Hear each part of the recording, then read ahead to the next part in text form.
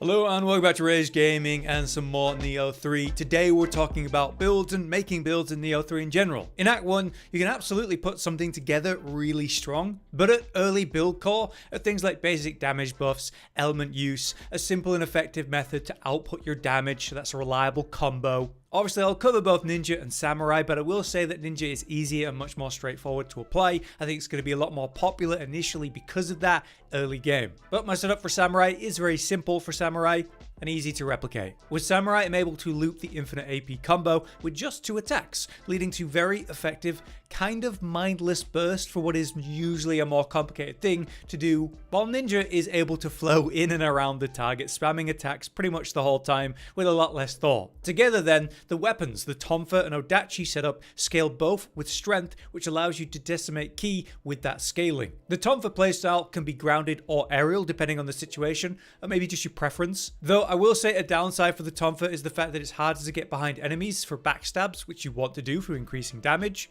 because your miss distance is smaller. So obviously you go behind whenever you can, like during recovery animations, or if you're using the sloth talisman. With that showcased and explained, let's get into the basis of early game builds, what makes them strong, and what we're doing here. Right, so I'm in the training grounds. The basics of an early game build, and a strong one at that, is going to be the same kind of sources of damage increases. So literal damage buffs can be achieved, such as buffing your weapon, importantly with an element, or buffing yourself for increased attack power. There's also other self buffs you can give for element leaning options, as well as debuffing an enemy by applying that debuff to them. And of course, importantly, your summon, which will apply an element of your choosing. So clearly elements is an important aspect of a build. That is because it applies a debuff to the target, and depending on which element it is, it provides a different debuff. So fire is a great one because it deals great damage over time and lasts a reasonable amount of time. Water is another great one because it makes enemies take more damage, 20% more. And so when you trigger confusion by having 2 of these debuffs active at any one time, you're going to deal more damage to that target. So by default, fire and water is an obvious good choice. But there are other elements that you'll consider. For example, lightning will slow them down. They'll attack slower. That is useful. And why you would think about this is resistances. An enemy made of water isn't going to be that vulnerable to water, is it? So sometimes you do have to adapt. Now, other than the options I just showed you, there are other ways to reliably get element, such as on your weapon getting imbue water or another imbue of an element. This isn't a massive amount, and you would want to support the buildup of these to make it more relevant, but it ticks along and it keeps the status kind of building up. It's important to know then that you can craft weapons with imbue elements at the blacksmith. Problem is that these weapons here are blue. Purple are the ones that you can give +1 to +5, which are major upgrades, which you'll want to do. The other sources of element, as I just showed, is Onmyo magic, and a lot of what we use for this purpose is self buffs, such as the water familiar. So by applying these kind of protect me and will help me trigger water on a target. If I use a strong attack, it flies towards the target that's hit. Another obvious example is weapon buffs. So now they're imbued with this firepower. And a cool detail about this is as I swap to Samurai, you see the fire buff is still going. And as you can see, my weapon is clearly still on fire, even though I've changed weapons completely. I also find Ninjutsu surprisingly good at applying elements. And a lot of people are going to tell you that they're very weak, especially early, which is understandable. Though admittedly, there are going to be some sources that are going to be really good, like enhanced shrapnel bomb. But simply applying the elements as early as possible is what this is all about. And you can really early get flame breath and of course uncanny bubble for a source of fire and water at the same time. But as a very important note to go with ninjutsu, the aiming and use of it can be awkward sometimes. Using the water bubbles is really easy. You just target a target and throw the projectile. But with flame breath, you may think this is really bad because as I use it, I'm kind of struggling to hit the target, and as you walk around, he like aims it up and down. It's terrible. So my advice to you on some of those awkward aiming ones is to use it from the air. As you can see, it was really easy to get the full effect onto that target, and you see that he instantly started to burn because I hit the entire thing, and that's a kill on its own. Important note to do with elements as well is some enemies are super weak to elements. So the slimes that are very hard to deal with physical damage, use fire against them, they get destroyed. Lightning against crabs as water enemies, another example. You will have to adapt your elements sometimes, especially when you come across an enemy that's very resistant to the main source of element damage you're dealing. Right, now you need to buff your damage up, especially if you're about to go into a boss fight and maybe during if you can get away with it. Straight up increasing your attack during a boss fight makes it easier to deal with the boss because the fight lasts less time, you're dealing more damage. The very obvious choice for this is going to be the simple power talisman, of which there are different sources. And then you have the other end of it, which is the weakness talisman. You throw a projectile at the target rather than self-buff, and that reduces their defense, meaning they take more damage. So I would consider the power talisman and the weakness talisman your early game reliable sort of bread and butter double buff or debuff option. After that, I consider a weapon buff with an element to make it more reliable to apply elements throughout a fight. Also extremely important because you want to be triggering confusion. And so you're going to need to be regularly reapplying these elements. Doing so in a non-invasive way, such as buffing your weapon and then attacking as normal, is fantastic. Other damage buffs that are very strong and popular would be something like the Carnage Talisman. The downside of this one is that it's going to lower your defense, so you do take a lot more damage, but you get increased melee attack power. Then with even more downsides but better perks, you have something like Last Stand. As it says, it increases your attack, but reduces your life to 30% of the original value. So you're very low health. You're basically exposing yourself, becoming more of a glass cannon.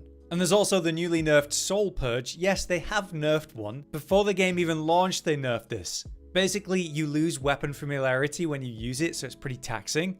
But then you get a damage buff, and that buff was ridiculous. It was well over 50% increased attack power, compared to other ones being around 20%, so obviously that was crazy. They straight up nerfed it already to make it last longer and get less value. It's up to you whether you'd sacrifice familiarity for a buff for one fight. Personally, it's not my favorite concept.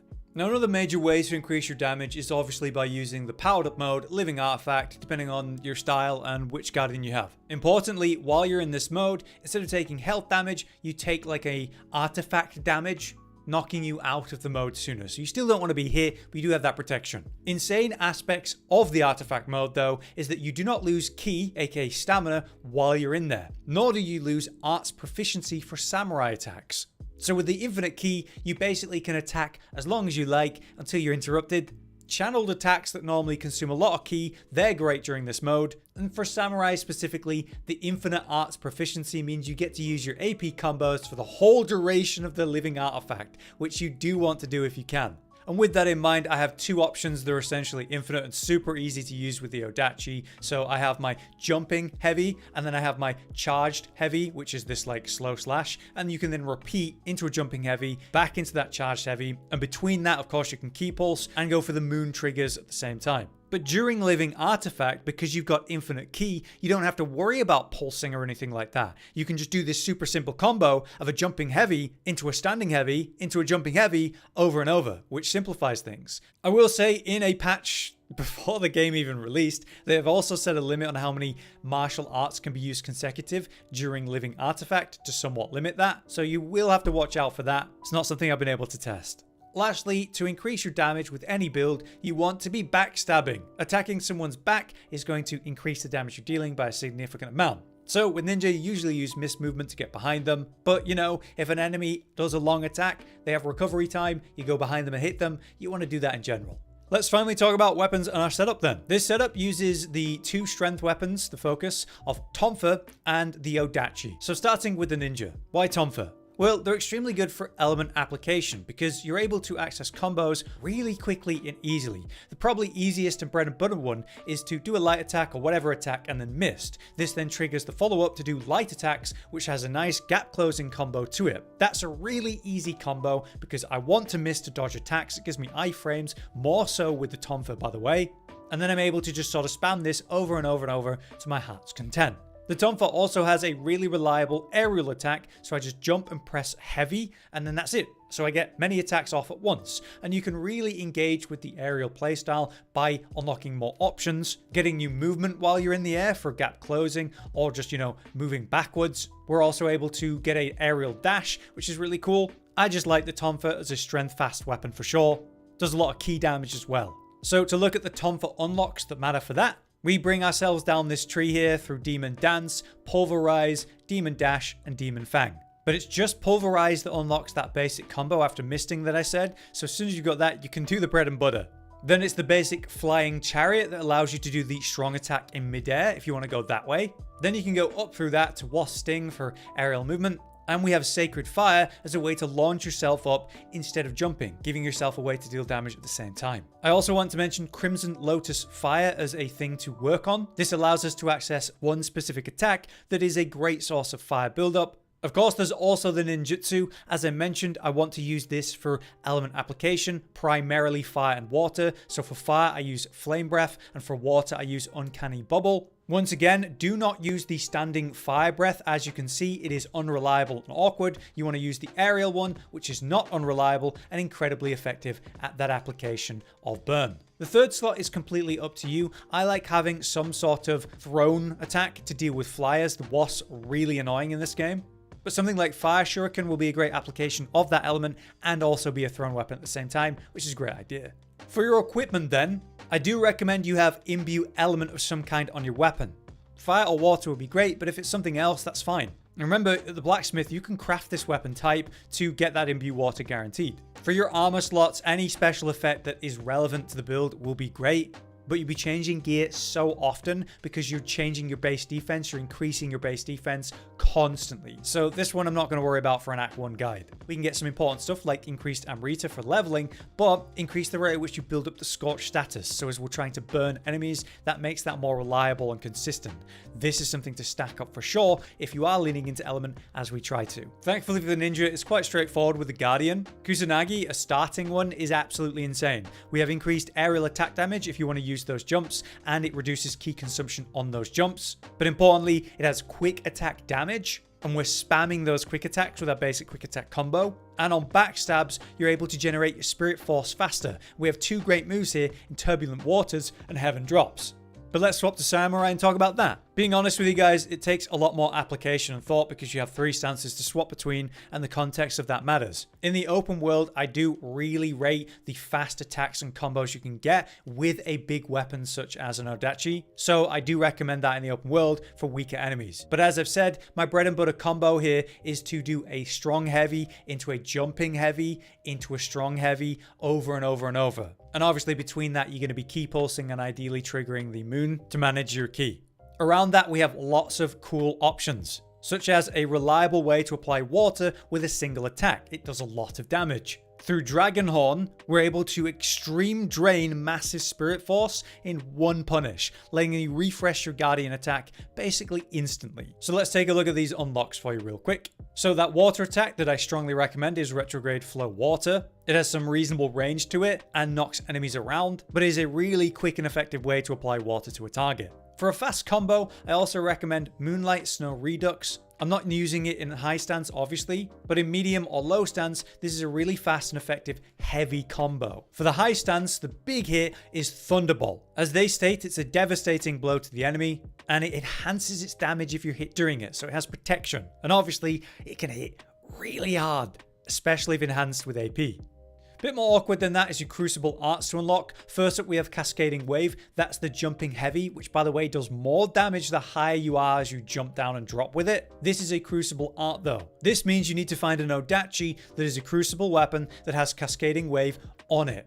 Then you need to max familiarity with that weapon to unlock it for all Odachis after that point. On the other hand, you have Dragon Horn, which is the thing that allows us to drain instead of grapple, giving us that insane spirit force. You definitely want that. This is also a Crucible art though, so you'll need a weapon with it on, and then max familiarity with it to unlock it permanently. Another really cool unlock you can consider is Tiger's Blade, which also comes from Act 1. In low stance only, you get to do this cool mobile movement. So after a quick attack, you go into a forward heavy, and then you do this cool flip. This can put you behind a target, which is important for backstabs. To unlock that cool attack though, you will need to defeat the master, the Odachi master in Act 1, which is found here at the northern eastern point at the bottom of Futama. You can just run over, challenge him, defeat him, and then that unlocks. So not too bad. But yes, for the AP combo then, we're going to do the Crucible jump heavy, the Thunderbolt charge hit, which again, if you take a damage while you're doing it, you're going to enhance the damage of it. It's got protection while you're doing it. And then you loop that back into a jump heavy, back into the Thunderbolt over and over for the simplest version. Between that, you can also just use a basic tap heavy, which will come out nice and quick,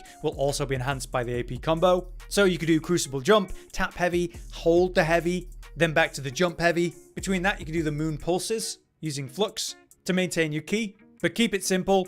Do a Crucible jump heavy and then a hold heavy and then repeat that infinitely until you're interrupted.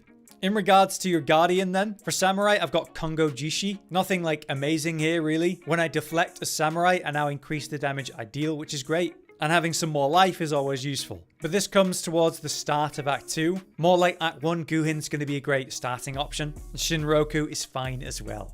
Alright, let's blast for this last section there. First up, let's talk about stats, so you scaling this correctly. So both weapons scale with strength, which allows you to deal more key damage, so staggering enemies more often. Great with the Odachi and the Tonfa, obviously, so strength should be primary damage stat. I also want you to level magic. This allows you to have slots to actually use Onmyo magic. So as you can see, we have 4 slots here for buffs, because we have 15 magic. At a minimum, you should have 10 magic and get that early for 3 slots for 3 buffs.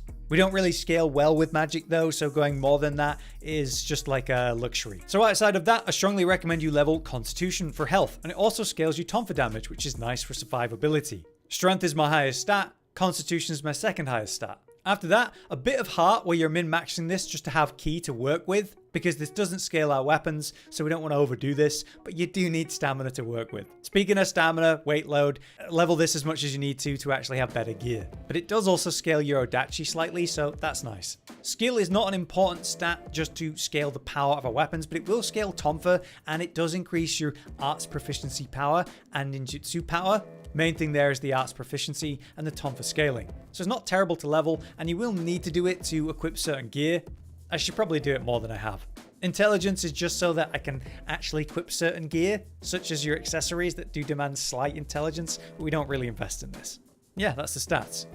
For my Onmyo setup, in my Yang position, the actual summon, I have the Oni by Maelstrom, which is your water type. This is nice because it's going to help me accumulate water, that saturation debuff, faster, and deal more water damage as well. You could replace this with a fire version of the Oni by to help you generate burn faster and deal more fire damage. Otherwise, I've shown the buffs that I've got. I've got the power talisman, I've got the fire talisman, I've got my water familiar, and I have the weakness talisman. Another important passive system is the skill management. Very important here is awakening. You can only have 1 mastery equipped, which is really annoying, but it means you're using your Onmyo magic faster, so buffing up and casting against the enemy, especially mid-fight, really important, so it's really hard not to have. But if you're just playing samurai and not playing ninja at all, then go for versatility and make sure you're using different martial arts instead of 1 to 2 combos to stack this debuff on an enemy, making you deal more damage to them. I also recommend enduring destruction. As you land a burst break, you're also going to start dealing more damage to the target. The rest is personal choice. I don't have any great options for samurai, sadly, but I do recommend ki pulse heaven, so when you're in high stance and do proper ki pulsing, you get more ki back. On that note, advantageous deflect is great, because as we deflect, we charge the arc gauge faster. And with roaring dragon deflect, we're also going to make them take more element damage. I'd also like to reference resilient arts, making your martial arts and strong attack stronger, which is good, but then you fill the gauge slower, which is not good. It's up to you. For ninja, the most important thing to mention is Yokai Banisher. It allows you to use your mist, which you're using as part of your default combo anyway, to get rid of these yokai realms, which is so nice. I also like Raffle Dragon, use ninjutsu, and then they take more element damage. I will also mention clans because you do unlock this, I think it's like towards the start of Act 2. I'm part of Satake because we have high stance martial art damage and heal self and allies on melee kill. There are a ton though that can give you different perks, so just take a look and pick something that is useful and relevant to you. If you're leaning more ninja, then you would want something to do with that rather than the high stance martial art damage. But yeah, that'll do it for my first sort of build video for Nioh 3. I hope this explained a lot of important concepts to you and maybe helped you with whatever it is you're working on, whether you go for this build or not. Honestly, just stacking self buffs, debuffs on a target, including element, and then just doing a bread and butter combo is always going to work really well in this game. Enhancing that with some proper burst while the enemy is like staggered, especially with a living weapon, and just going for an infinite samurai AP combo, or just dumping infinite combos via ninja, either work really well. If this has been useful to you, then do drop a like. But until next time, I've been Hollow, you've been you, and thanks for watching. Josh, Cotton, and Hollow with the videos, dropping the humor like a hammer on your tippy toes, bringing entertainment on a daily arrangement to take our insanity and turn it into entertainment. Yes, I said entertainment twice, to reiterate that it is nice to look into your faces on a mostly daily basis when you let us in your homes to make the whole world a stage. Goodbye.